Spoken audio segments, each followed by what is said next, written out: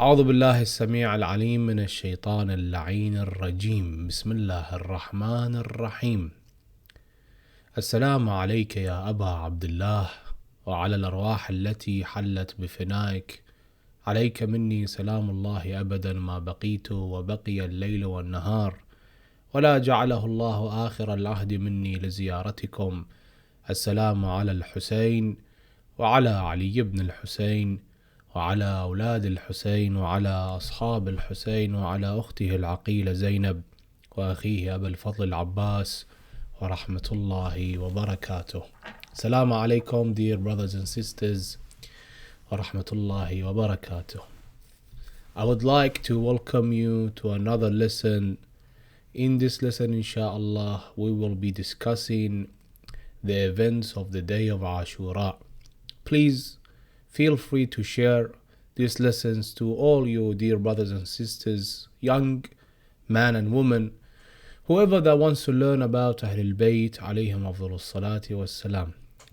First thing first, I would like to thank the brothers and the sisters that compiled this series of lessons for everyone to benefit from them. On the school website, Imam Ali College /Muharram, you can find many links to the workbooks, the worksheets, books, booklets, articles, lectures, lessons that is benefiting every young man and woman, whoever that wants to learn about the events of Ashura, the day of the Ashir, and of course about Imam al-Hussein and his family. So in this lesson, we will be speaking about the events of Ashura. Tonight is the night of the 10th of Muharram. And after my lecture in the Husainiyya, I made my way to the office here to discuss with you furthermore about what occurred on the day of Ashura and what are the lessons that we can learn from them on those very, very hard days on Ahlul Bayt alayhim afdalus salati wassalam. So, before I start the lesson, I would like to remind you once again, if you have any questions, any inquiries, any comments, please feel free to email us in the email that is in the descriptions below. Email us whatever you think of, that you are interested in, any lessons, because inshallah after this we are intending inshallah to go through other Imams lessons, the 14 infallibles, in addition to that, and about some of the prophets and ahkam for the young generation. So in a way, we want to start a Hawza Junior that it's free for everyone. Everyone can benefit from these lessons. The only thing that I ask all of you is that you don't forget me in your dua. Share these lessons. It's really hard to prepare and record and upload these lessons. And we've been doing this, alhamdulillah, for 15 years in our classes in Imam Ali College. But now we're thinking to, inshallah, make it public and international. So for everyone who is interested in knowing about Ahlul Bayt, they can benefit from these lessons. So we start with the lesson about the events of Ashura. Inshallah, in other classes, we will be speaking about the aftermath of Ashura, of what occurred after the killing of Imam al-Hussein. Now, let's speak about what happened on the day of Ashura. So the learning objectives of this lesson is this. Number one, what is the day of Ashura? What is the day of Ashura? And number two, what happened on that day? Number three, why was Imam Hussein alayhi salam killed in Karbala? Imam Hussein and the day of Ashura.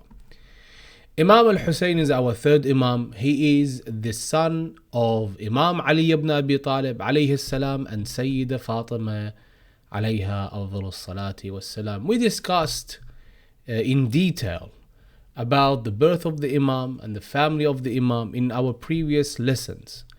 You can go download the previous lessons or just watch them on YouTube and download the PDF versions of the lessons. And we discussed the birth of the Imam, the father of the Imam, the mother of the Imam, in the timeline of the Imam from his birth to his martyrdom. In the year 60 AH, less than 50 years after the wafat of Rasulullah sallallahu alayhi wa alihi wa sallam, Muawiyah died. Muawiyah was the son of Abu Sufyan, and he is the father of Yazid ibn Muawiyah. Ibn means the son. In Arabic we say Ibn. Yazid ibn Muawiyah. Yazid ibn Muawiyah means Yazid, son of Muawiyah. Hussein ibn Ali. Hussein, son of Ali. So when we hear Yazid ibn Muawiyah, means Yazid ibn Muawiyah means what? Yazid, son of Muawiyah. Muawiyah died and his son Yazid became caliph. Yazid was an evil man who loved to drink alcohol and play with monkeys and dogs. He committed every kind of sin and had no respect for Islam at all. He forced Imam al-Hussein alayhi salam to obey and follow him. This man who was drunk 24 hours a day, 7 days a week, 365 days a year, and he played with monkeys and he played with dogs, and he committed all sorts of heinous crimes, killed the innocent. He was a tyrant, an oppressor. So he forced the Imam to obey him, but the Imam definitely refused. But the Imam refused to do so. Had Imam accepted Yazid's caliphate, he would have changed all the laws of Allah subhanahu wa ta'ala. He would have made all sins permissible, and people would have forgotten the true values and principles of Islam. Imam was therefore prepared to leave his home in Medina rather than give allegiance to Yazid. We spoke about allegiance, if you remember, in our previous lessons, and in some of my lectures I spoke about allegiance. Bay'a, we call it in Arabic. If you pay allegiance to someone, that means that I follow you and I obey you commands, whatever you say. And Imam refused. The Imam refused. Imam did not agree to any of Yazid's demands. Imam refused all of them, and he refused to pay allegiance to Yazid ibn Muawiyah. Imam Hussein alayhi salam left Medina in Rajab 60 AH and first traveled to Mecca. From Medina he went to Mecca. Medina is the city, inshallah, in one lesson I will go through the different cities in Islam, the holy cities, and who is buried there and how important that city is. Medina is a city in which our Prophet of Islam, Rasulullah sallallahu alayhi wa alihi wasallam, is buried there. The dome that you see, it's green, this is where Medina is. Next to the shrine of Rasulullah, if you go out of the shrine and you walk, you see there is a very big land. And if you ask people there, you ask them, what's that land? They tell you this is Jannatul Baqi', the Baqi' cemetery. In Jannatul Baqi', we have 4 of our Imams buried there. We have companions of Rasulullah buried there. We have wives of the Rasulullah buried there. Sons of Rasulullah who died or were buried there. But you don't see any shrines there because of the Wahhabis. The Wahhabis, what they did was they destroyed all of the shrines and the tombs of Jannatul Baqi'.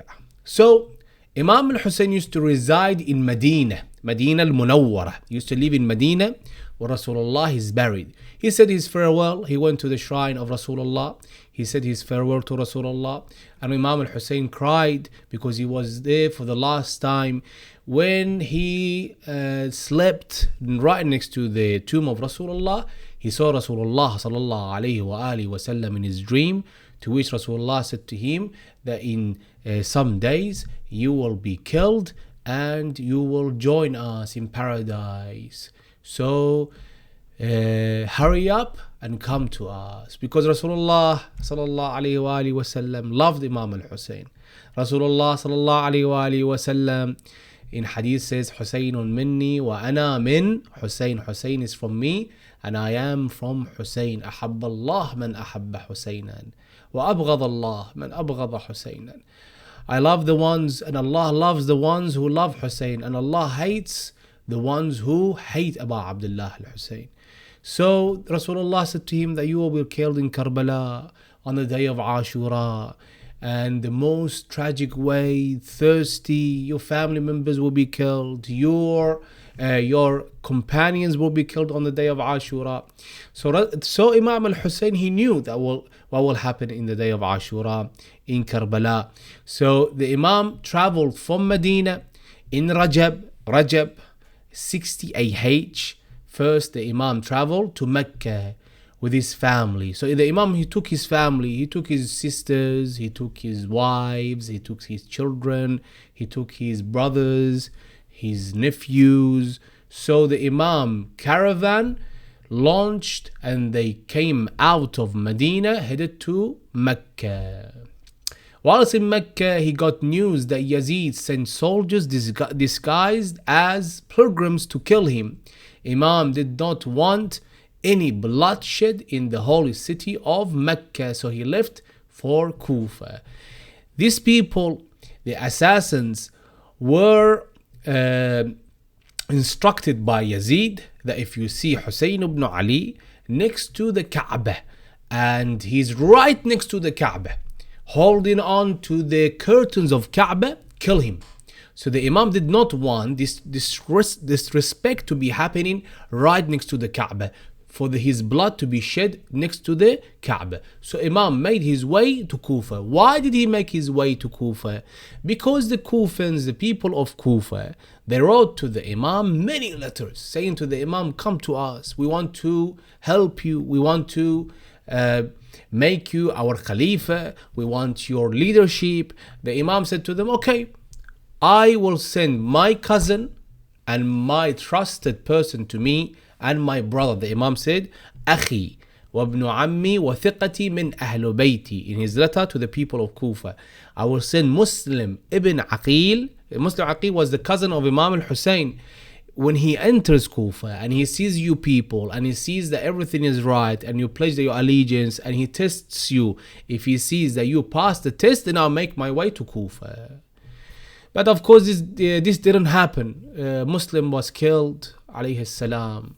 The people of Kufa betrayed Imam Hussein, and Imam al-Hussein on his way to Kufa, the Imam, now we go through what happened. On the way to Kufa, Imam al-Hussein was confronted by Hurr ibn Yazid al-Riyahi, his name. He's one of the companions of Imam al-Hussein. First, he wasn't a good person. Hurr ibn Yazid al-Riyahi, first, he was leading 1,000 soldiers of Yazid's army, and he stopped the Imam. He said to the Imam, you cannot go on with your caravan, you have to stop right here. So Hurr with his army led the Imam and his companions to Karbala. The Imam entered Karbala, they arrived in Karbala on the 2nd of Muharram. 2nd of Muharram 61 AH. As you remember before, I mentioned this. Muharram is the first month of the Islamic calendar. So 2nd of Muharram is the second day of the year. So the Imam, he entered Karbala, and if you go to many of the lectures delivered by the respected brothers and sisters, different majalis, by the ulama, by the scholars, they mentioned this to you. On the 2nd of Muharram, the Imam entered Karbala, and the Imam said, what's the name of this land? They said to him, Nainawa. What's the name of this land? They said, Karb wa Bala. The Imam said, A'udhu billah min karbin wa bala. The Imam said, does it have another name? They said, yes, it's called Karbala. The Imam then said, this is the land in which we, the family of Rasulullah and the companions, will be killed on the day of Ashura. So by the 7th of Muharram, food and water had ran out in Imam's camp. Yazid's soldiers would not allow any food or water to reach Imam's family and companions. So don't forget that the camp of the Imam did not just have Abu Fadl Abbas, a warrior, or Habib al-Mudahir, a companion in his 70s, or other soldiers. They had in this camp women, children. So the army of Umar ibn Sa'd decided that these people are not allowed to drink any more water. So they stopped giving them water and they closed down the Euphrates, Furat, on the 7th of Muharram, and they did not allow anyone to reach Furat. How many soldiers did they have? They had 30,000 soldiers. 30,000 soldiers. And how many soldiers did the Imam have? 72. On the 10th of Muharram. 10th of Muharram means what? The 10th means the 10th of the month. So that's why we call it Ashura. In Arabic we call it Ashura. Ashir means the 10th. Ashura is the 10th of Muharram. So whenever you hear Ashura, means the Ashir of Muharram, the 10th of Muharram. For the Shia, for the lovers of Ahlul Bayt, alayhim afdalus salati wassalam, the 10th of Muharram is the most tragic day. On that day we cry. On that day we listen to the Maqtal of Imam al-Hussein. The Maqtal means the whole story of what happened on the day of Ashura. So here are some of the glimpses of what happened on that day. On the 10th of Muharram, Yazid's commander-in-chief gave the order to start the battle and kill Imam al-Hussein alayhi salam.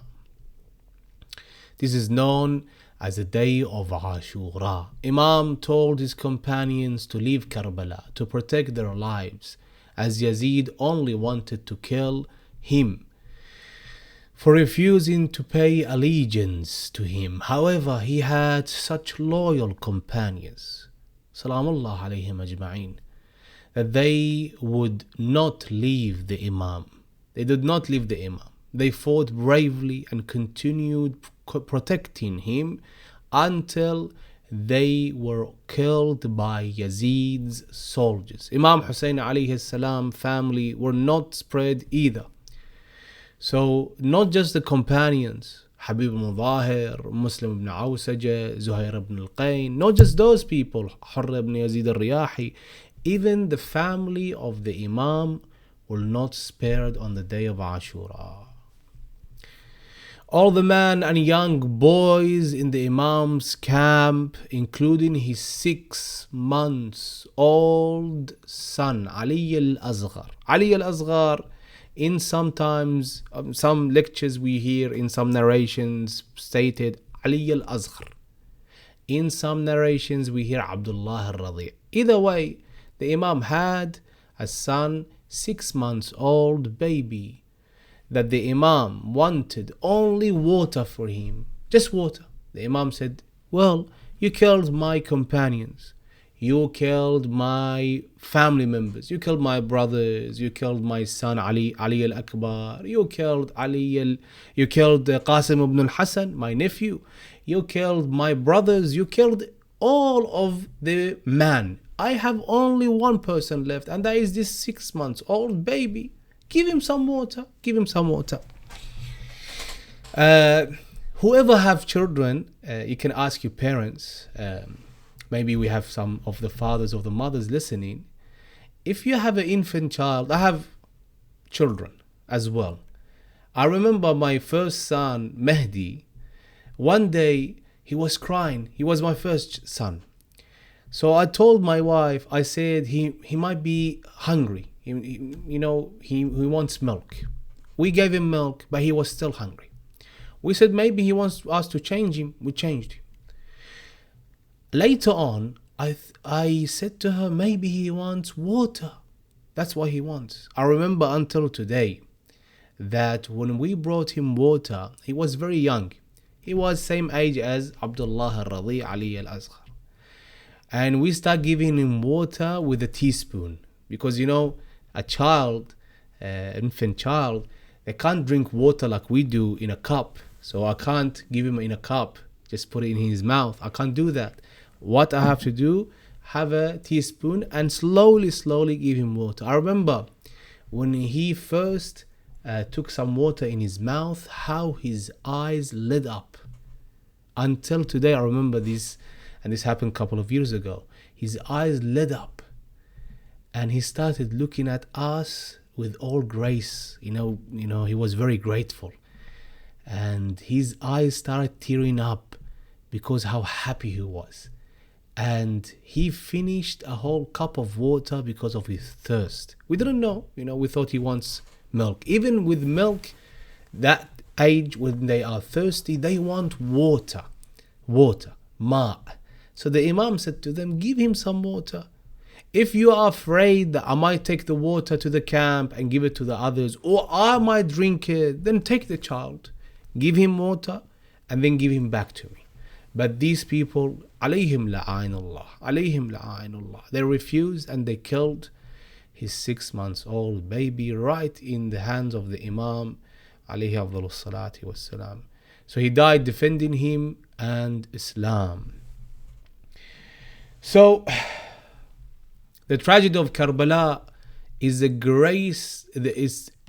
tragedy of Karbala is the greatest disaster in the human history. There is nothing that can go above of what happened on that day. If you bring me some of what happened in World War I, World War II, other battles throughout history, nothing to this extent. No religion has mistreated the family of their own prophet. So the people who killed the Imam on the day of Ashura, what were they? The Christians? No. Hindus? No. Jews? No. Muslims. They claimed to be Muslims.